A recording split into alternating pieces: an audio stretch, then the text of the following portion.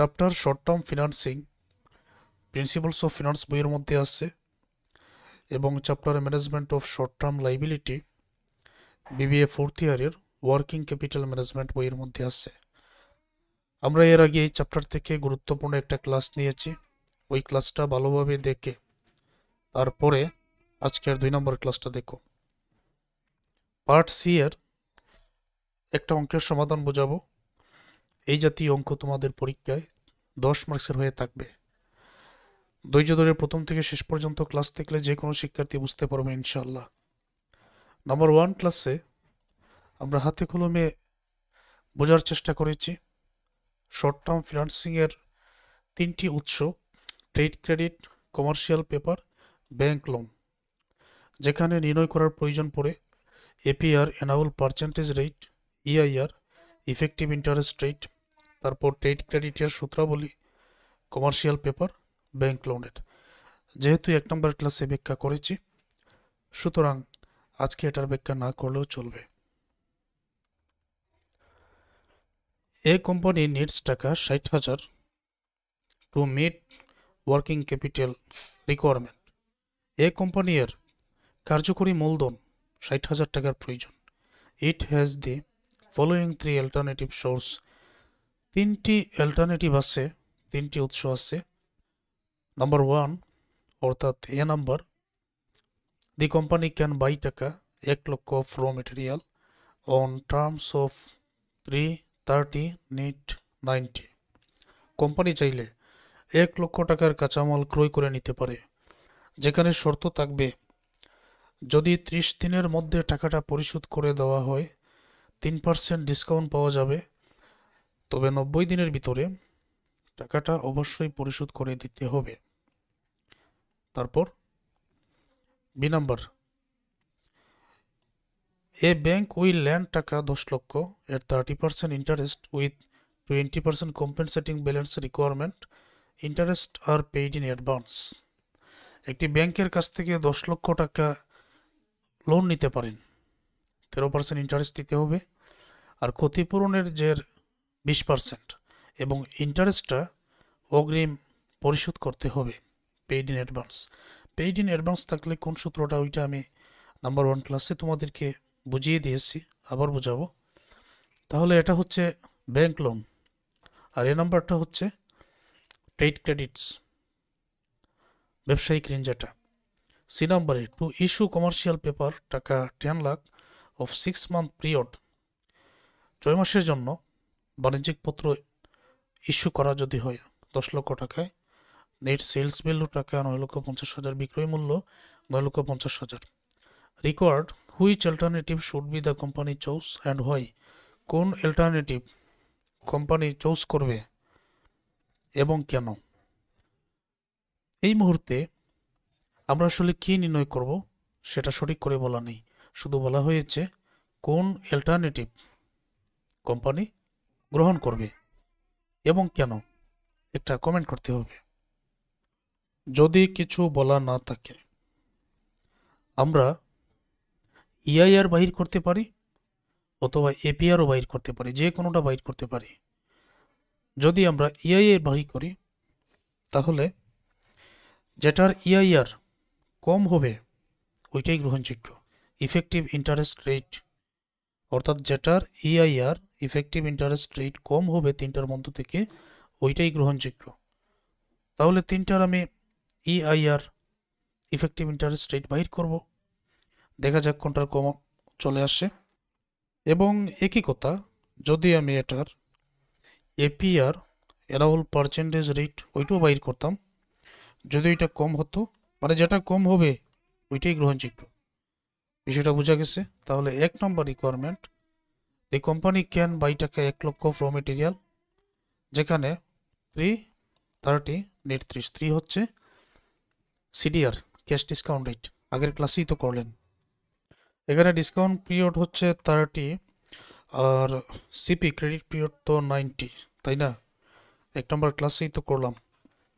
অতএব requirement 1 CDR 3 CP 90 DP 30।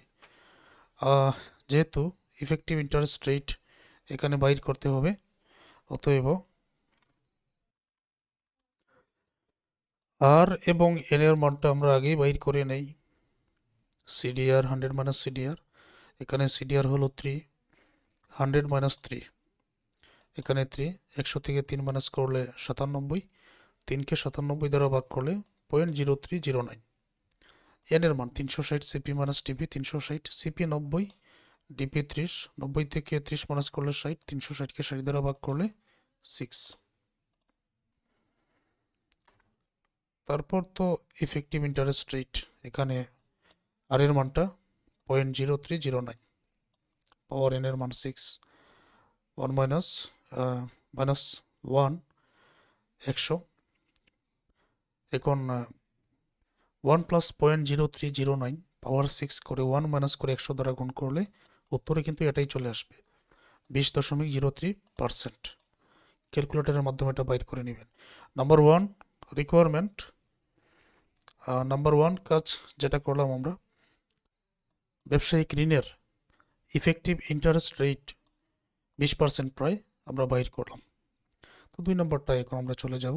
এখানে প্রশ্নটা আমি রেখে দিলাম, এ ব্যাংক উইল লেন্ড টাকা 10 lakh at 13% interest with 20% compensating balance requirement, interest are paid in advance.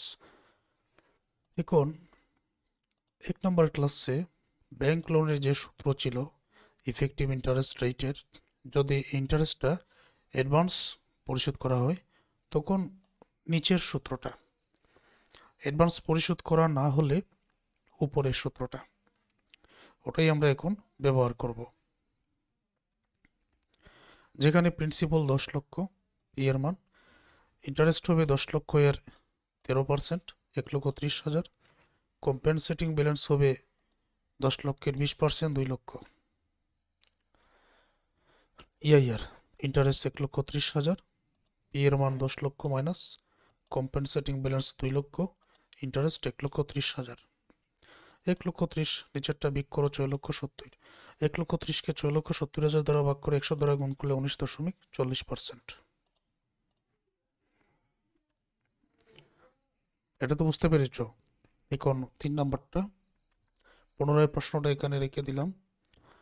আর এটা যেটা বলেছে কমার্শিয়াল পেপার 10 লক্ষ টাকা, 10 লক্ষ টাকা হবে ফেস ভ্যালু, সেলস ভ্যালু আছে 9,50,000। 6 মান্থ পিরিয়ড 6 মাস, তো 1 মাস সমান 30 দিন, 6 মাসে হবে 180 দিন। তারপর নেট সেলস ভ্যালু কোনো ব্যয় এখানে নেই, নেট সেলস ভ্যালু 9,50,000 হবে, মানে সেলস ভ্যালু থেকে কোনো ব্যয় থাকলে ব্যয় মাইনাস করলেই নেট সেলস ভ্যালু পাওয়া যায়। ওকে, তারপর আর এবং এন এর মানটা বাইর করে নিব। আর এর মানটা এফবি মাইনাস এনএসপি বা এনএসপি, উপর থেকে মানগুলো এখানে বসিয়ে দাও, তখন বিগ করে ভাগ করলে 0.0526। এন এর মানটা 360কে ডিএম 180 দ্বারা ভাগ করলে 2। তো ইফেক্টিভ ইন্টারেস্ট রেট 1 প্লাস আর এর মানটা এখানে 0.0526, এন এর মানটা এখান থেকে আমরা 2 নিব। এই দুইটা যোগ করে 1 মাইনাস করে, এই দুইটা যোগ করে স্কোয়ার করব, 1 মাইনাস করব, 100 দ্বারা গুণ করব, 10.80%। That's answer. এখন সিদ্ধান্ত নেওয়ার পালা। তো সিদ্ধান্ত নেওয়ার জন্য এখন পর্যন্ত আমরা যা করলাম, আমরা ব্যবসায়িক যে ঋণ ওইটার পেয়েছি 20%, যেটা কম ওইটাই কিন্তু গ্রহণযোগ্য।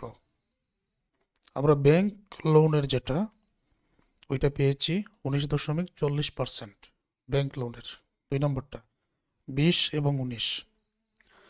আমরা বাণিজ্যিক পত্র এটার ইফেক্টিভ ইন্টারেস্ট রেট পেয়েছি 10.80%। তো নিশ্চয়ই বুঝতে পেরেছ কোনটা গ্রহণযোগ্য। সবচেয়ে কম হলো 3 নম্বরটা।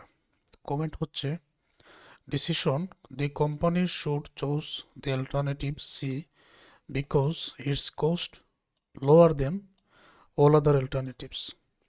বাকি যে দুইটা অল্টারনেটিভের মধ্যে, মানে টোটাল 3টা অল্টারনেটিভের মধ্যে 3 নম্বর যে অল্টারনেটিভ কমার্শিয়াল পেপারের, এটার ব্যয়টা সর্বনিম্ন। এই জন্য যেটা কম, যেটার মধ্যে ব্যয় কম হবে ওইটাই কিন্তু ইফেক্টিভ ইন্টারেস্ট রেট বাই করে যাচাই করা হয়েছে, ওইটাই গ্রহণযোগ্য। আমি আশা করব এই অঙ্কের সমাধানটা তোমরা সহজে বুঝতে পেরেছ। যারা পেইড কোর্সে আসছো, আরও অনেক অঙ্কের সমাধান বোঝানো হবে, ধারাবাহিক ক্লাসগুলো দেখে নাও।